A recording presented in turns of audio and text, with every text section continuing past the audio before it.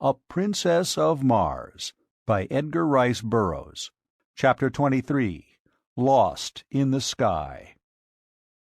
Without effort at concealment, I hastened to the vicinity of our quarters, where I felt sure I should find Kantos Kan.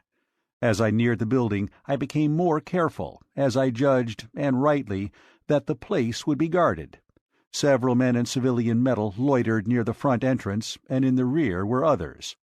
My only means of reaching, unseen, the upper story where our apartments were situated was through an adjoining building, and after considerable maneuvering I managed to attain the roof of a shop several doors away. Leaping from roof to roof, I soon reached an open window in the building where I hoped to find the Heliumite, and in another moment I stood in the room before him. He was alone, and showed no surprise at my coming, saying he had expected me much earlier, as my tour of duty must have ended some time since. I saw that he knew nothing of the events of the day at the palace, and when I had enlightened him he was all excitement. The news that Dejah Thoris had promised her hand to Sab Than filled him with dismay. "It cannot be!" he exclaimed. "It is impossible! Why, no man in all Helium but would prefer death to the selling of our loved princess to the ruling house of Zodanga. She must have lost her mind to have assented to such an atrocious bargain. You, who do not know how we of Helium love the members of our ruling house, cannot appreciate the horror with which I contemplate such an unholy alliance. What can be done, John Carter?" he continued. "You are a resourceful man. Can you not think of some way to save Helium from this disgrace?"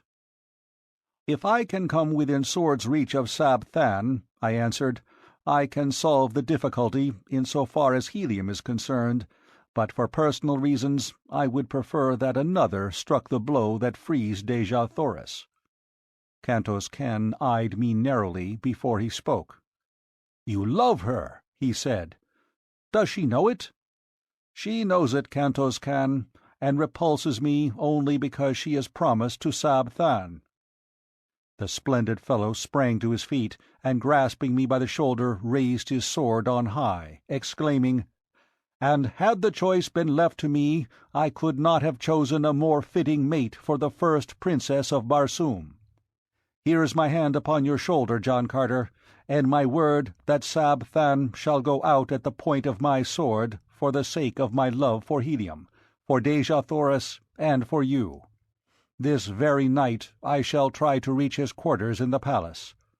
"How?" I asked. "You are strongly guarded, and a quadruple force patrols the sky."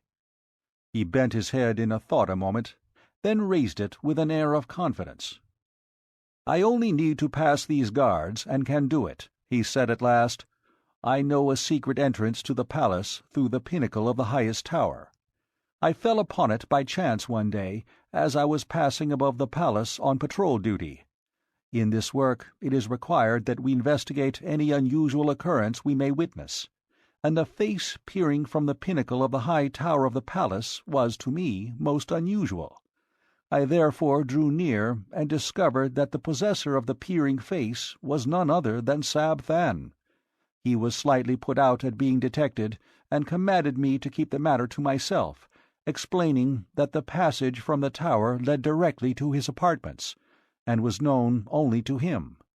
If I can reach the roof of the barracks and get my machine, I can be in Sab Than's quarters in 5 minutes. But how am I to escape from this building, guarded as you say it is?"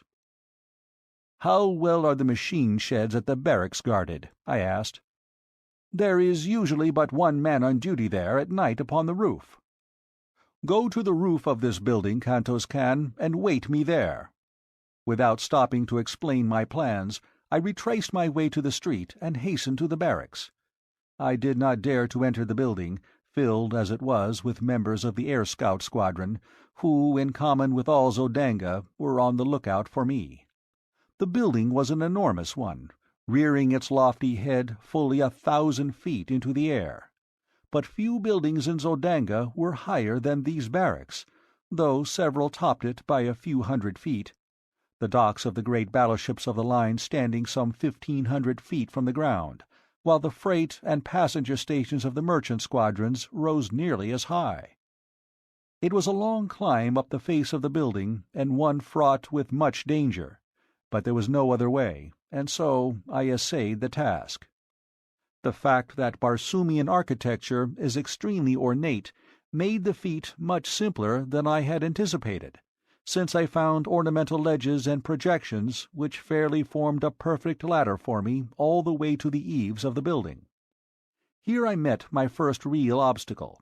The eaves projected nearly 20 feet from the wall to which I clung, and though I encircled the great building, I could find no opening through them.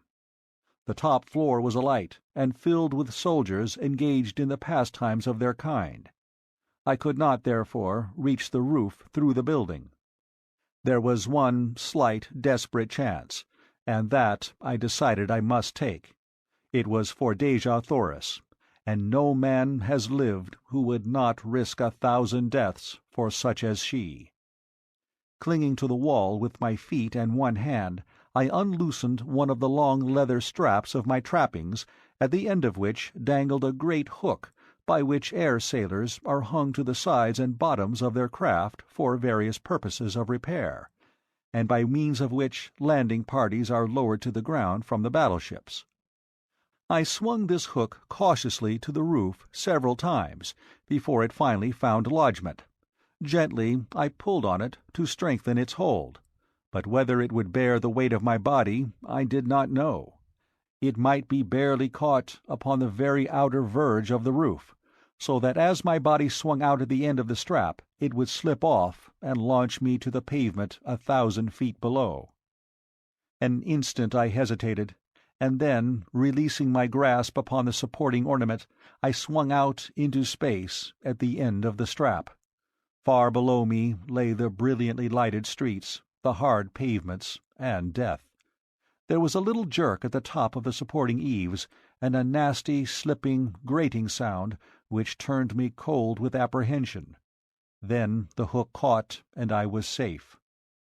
Clambering quickly aloft, I grasped the edge of the eaves and drew myself to the surface of the roof above. As I gained my feet, I was confronted by the sentry on duty, into the muzzle of whose revolver I found myself looking. "Who are you, and whence came you?" he cried. "I am an air scout, friend, and very near a dead one, for just by the merest chance I escaped falling to the avenue below," I replied. "But how came you upon the roof, man? No one has landed or come up from the building for the past hour. Quick, explain yourself, or I call the guard." "Look here, sentry, and you shall see how I came and how close a shave I had to not coming at all," I answered, turning toward the edge of the roof, where, 20 feet below, at the end of my strap, hung all my weapons. The fellow, acting on impulse of curiosity, stepped to my side, and to his undoing, for as he leaned to peer over the eaves, I grasped him by his throat and his pistol arm and threw him heavily to the roof. The weapon dropped from his grasp, and my fingers choked off his attempted cry for assistance. I gagged and bound him, and then hung him over the edge of the roof as myself had hung a few moments before. I knew it would be morning before he would be discovered, and I needed all the time that I could gain. Donning my trappings and weapons, I hastened to the sheds, and soon had out both my machine and Kantos Kan's. Making his fast behind me, I started my engine, and skimming over the edge of the roof, I dove down into the streets of the city far below, the plain usually occupied by the air patrol. In less than a minute I was settling safely upon the roof of our apartment beside the astonished Kantos Kan. I lost no time in explanation, but plunged immediately into a discussion of our plans for the immediate future. It was decided that I was to try to make helium, while Kantos Kan was to enter the palace and dispatch Sab Than. If successful, he was then to follow me. He set my compass for me, a clever little device which will remain steadfastly fixed upon my given point on the surface of Barsoom, and bidding each other farewell, we rose together and sped in the direction of the palace, which lay in the route which I must take to reach helium. As we neared the high tower, a patrol shot down from above, throwing its piercing searchlight full upon my craft, and a voice roared out a command to halt, following with a shot as I paid no attention to his hail. Kantos Kan dropped quickly into the darkness, while I rose steadily and at terrific speed raced through the Martian sky, followed by a dozen of the air scout craft which had joined the pursuit, and later by a swift cruiser carrying 100 men and a battery of rapid-fire guns.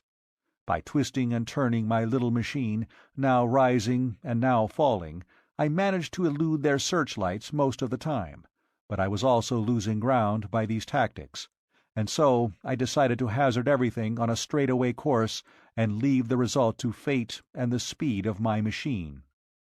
Kantos Kan had showed me a trick of gearing, which is known only to the Navy of Helium, that greatly increased the speed of our machines, so that I felt sure I could distance my pursuers if I could dodge their projectiles for a few moments. As I sped through the air, the screeching of bullets around me convinced me that only by a miracle could I escape, but the die was cast, and throwing on full speed, I raced a straight course toward Helium. Gradually I left my pursuers further and further behind, and I was just congratulating myself on my lucky escape when a well-directed shot from the cruiser exploded at the prow of my little craft. The concussion nearly capsized her, and with a sickening plunge she hurtled downward through the dark night. How far I fell before I regained control of the plane I do not know, but I must have been very close to the ground when I started to rise again, as I plainly heard the squealing of animals below me. Rising again, I scanned the heavens for my pursuers, and finally, making out their lights far behind me, saw that they were landing, evidently in search of me.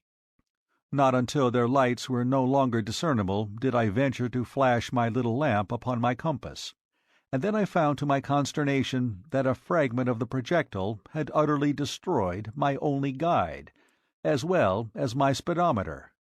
It was true I could follow the stars in the general direction of Helium, but without knowing the exact location of the city or the speed at which I was traveling, my chances for finding it were slim. Helium lies 1,000 miles southwest of Zodanga, and with my compass intact I should have made the trip, barring accidents, in between 4 and 5 hours.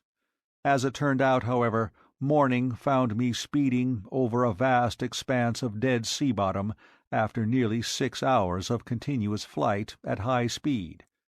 Presently a great city showed below me, but it was not Helium, as that alone of all Barsoomian metropolises consists in 2 immense circular walled cities about 75 miles apart, and would have been easily distinguishable from the altitude at which I was flying. Believing that I had come too far to the north and west, I turned back in a southeasterly direction, passing, during the forenoon, several other large cities, but none resembling the description which Kantos Kan had given me of Helium. In addition to the twin city formation of Helium, another distinguishing feature is the 2 immense towers, one of vivid scarlet, rising nearly a mile into the air from the center of one of the cities, while the other, of bright yellow and of the same height, marks her sister. Chapter 24.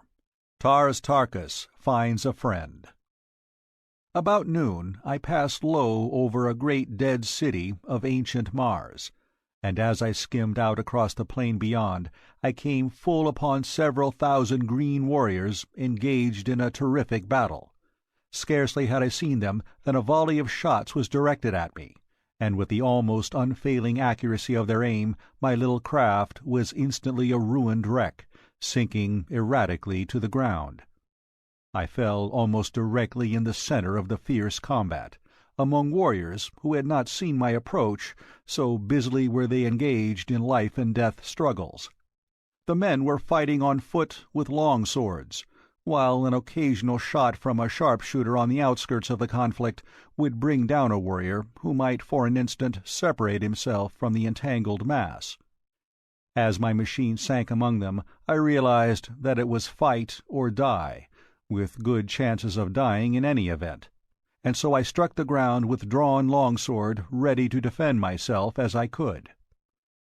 I fell beside a huge monster who was engaged with 3 antagonists, and as I glanced at his fierce face, filled with the light of battle, I recognized Tars Tarkas the Thark. He did not see me, as I was a trifle behind him, and just then the 3 warriors opposing him, and whom I recognized as Warhoons, charged simultaneously. The mighty fellow made quick work of one of them, but in stepping back for another thrust he fell over a dead body behind him, and was down and at the mercy of his foes in an instant. Quick as lightning they were upon him, and Tars Tarkas would have been gathered to his fathers in short order had I not sprung before his prostrate form and engaged his adversaries. I had accounted for one of them when the mighty Thark regained his feet and quickly settled the other. He gave me one look, and a slight smile touched his grim lip as, touching my shoulder, he said, "I would scarcely recognize you, John Carter, but there is no other mortal upon Barsoom who would have done what you have done for me. I think I have learned that there is such a thing as friendship, my friend." He said no more, nor was there opportunity, for the Warhoons were closing in about us, and together we fought, shoulder to shoulder, during all that long, hot afternoon, until the tide of battle turned and the remnant of the fierce Warhoon horde fell back upon their thoats and fled into the gathering darkness. 10,000 men had been engaged in that titanic struggle, and upon the field of battle lay 3,000 dead. Neither side asked or gave quarter, nor did they attempt to take prisoners. On our return to the city after the battle, we had gone directly to Tars Tarkas' quarters, where I was left alone while the chieftain attended the customary council which immediately follows an engagement. As I sat awaiting the return of the green warrior, I heard something move in an adjoining apartment, and as I glanced up, there rushed suddenly upon me a huge and hideous creature which bore me backward upon the pile of silks and furs upon which I had been reclining. It was Woola, faithful, loving Woola. He had found his way back to Thark, and, as Tars Tarkas later told me, had gone immediately to my former quarters, where he had taken up his pathetic and seemingly hopeless watch for my return. "Tal Hajus knows that you are here, John Carter," said Tars Tarkas, on his return from the Jeddak's quarters.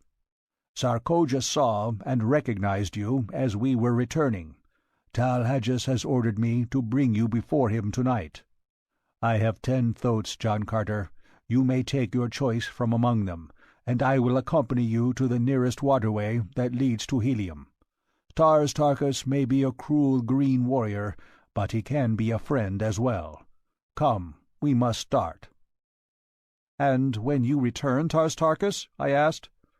"The wild Kalats, possibly, or worse," he replied, "unless I should chance to have the opportunity I have so long waited of battling with Tal Hajus." "We will stay, Tars Tarkas, and see Tal Hajus tonight. You shall not sacrifice yourself, and it may be that tonight you can have the chance you wait." He objected strenuously, saying that Tal Hajus often flew into wild fits of passion at the mere thought of the blow I had dealt him, and that if ever he laid his hands upon me I would be subjected to the most horrible tortures. While we were eating, I repeated to Tars Tarkas the story which Sola had told me that night upon the sea-bottom during the march to Thark. He said but little, but the great muscles of his face worked in passion and in the agony at recollection of the horrors which had been heaped upon the only thing he had ever loved in all his cold, cruel, and terrible existence.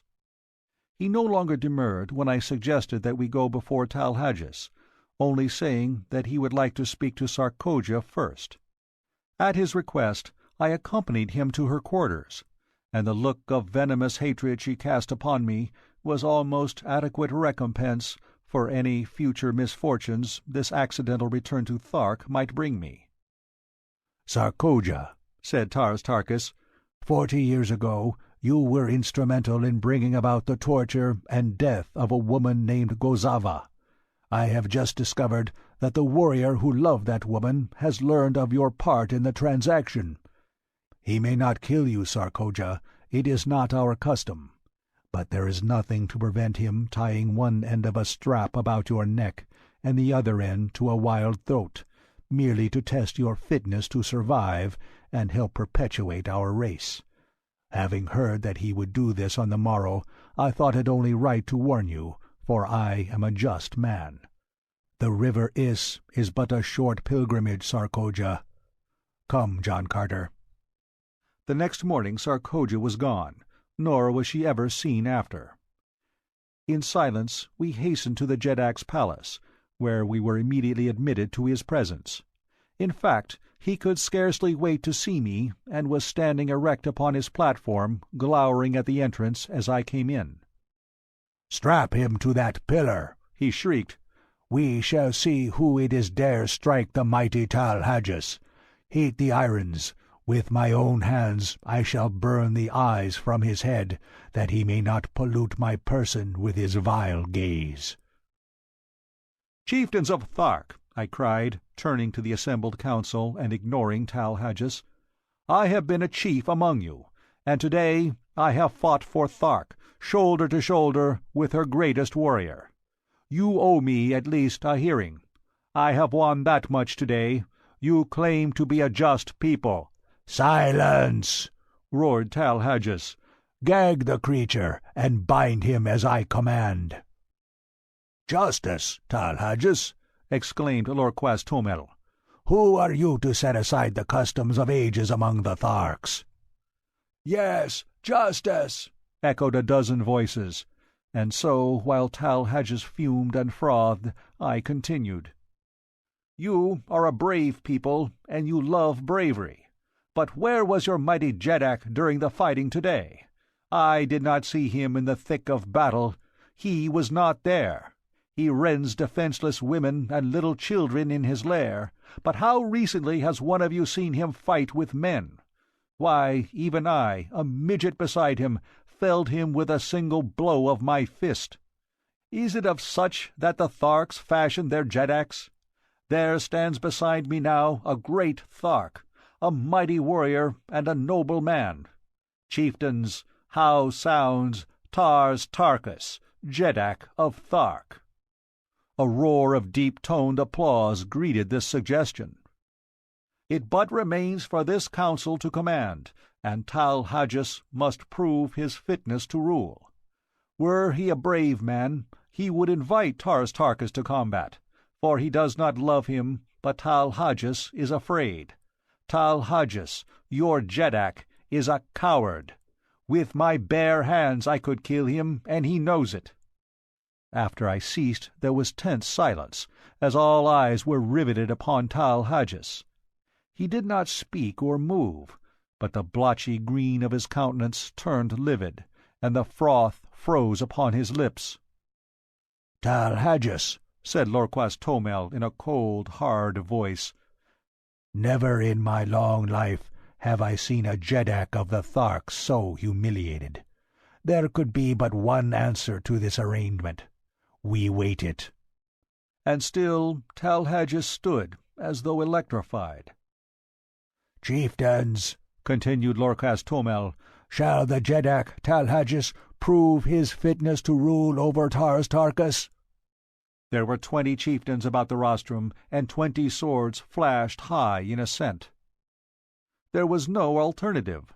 The decree was final, and so Tal Hajus drew his long sword and advanced to meet Tars Tarkas.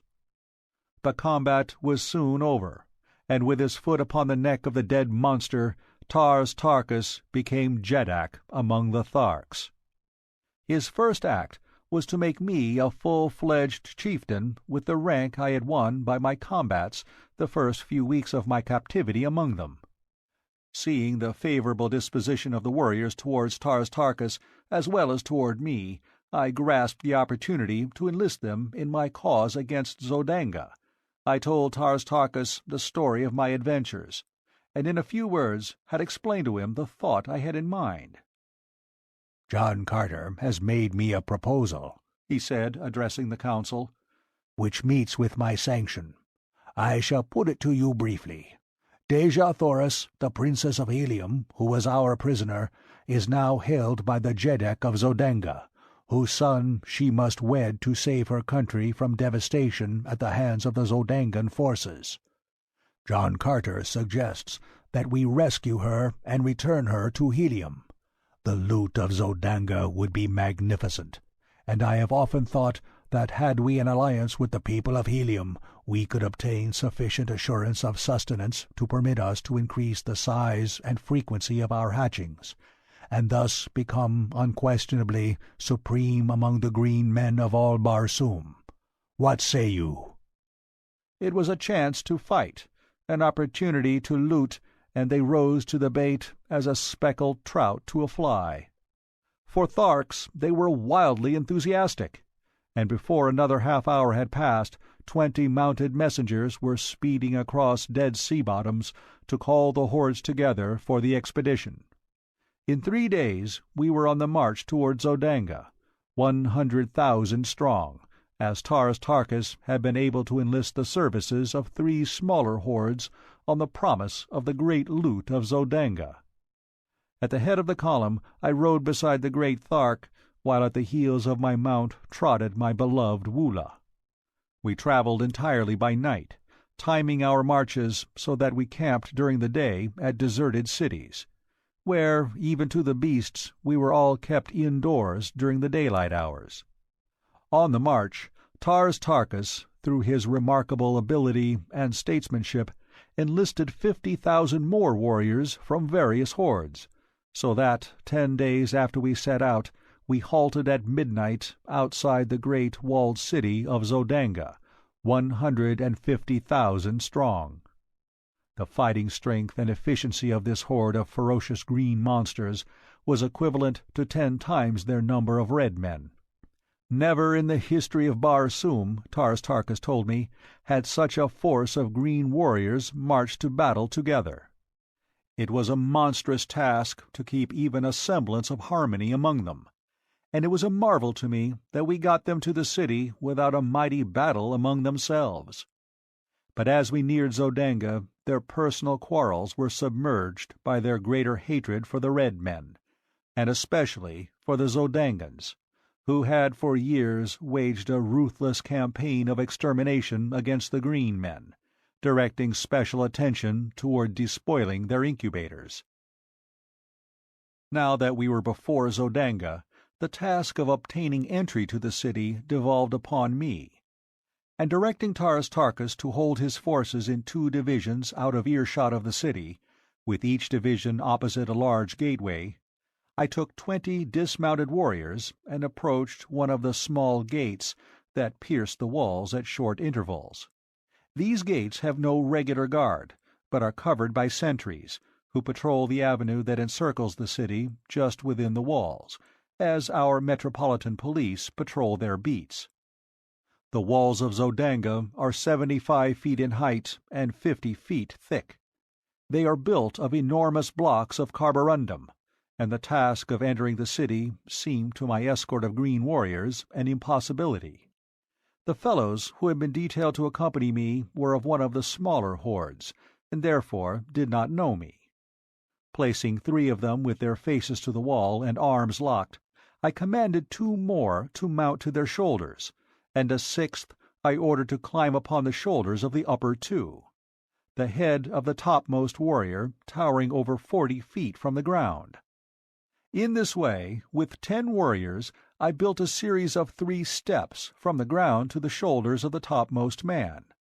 Then, starting from a short distance behind them, I ran swiftly up from one tier to the next, and with a final bound from the broad shoulders of the highest, I clutched the top of the great wall, and quietly drew myself to its broad expanse.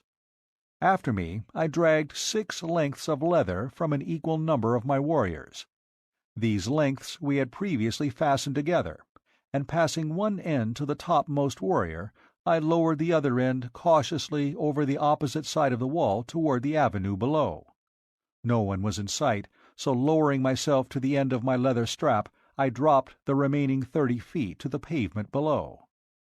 I had learned from Kantos Kan the secret of opening these gates, and in another moment my 20 great fighting men stood within the doomed city of Zodanga. I found to my delight that I had entered at the lower boundary of the enormous palace grounds. The building itself showed in the distance a blaze of glorious light, and on the instant I determined to lead a detachment of warriors directly within the palace itself, while the balance of the great horde was attacking the barracks of the soldiery. Dispatching one of my men to Taras Tarkas for a detail of 50 Tharks, with word of my intentions, I ordered 10 warriors to capture and open one of the great gates, while with the 9 remaining I took the other. We were to do our work quietly.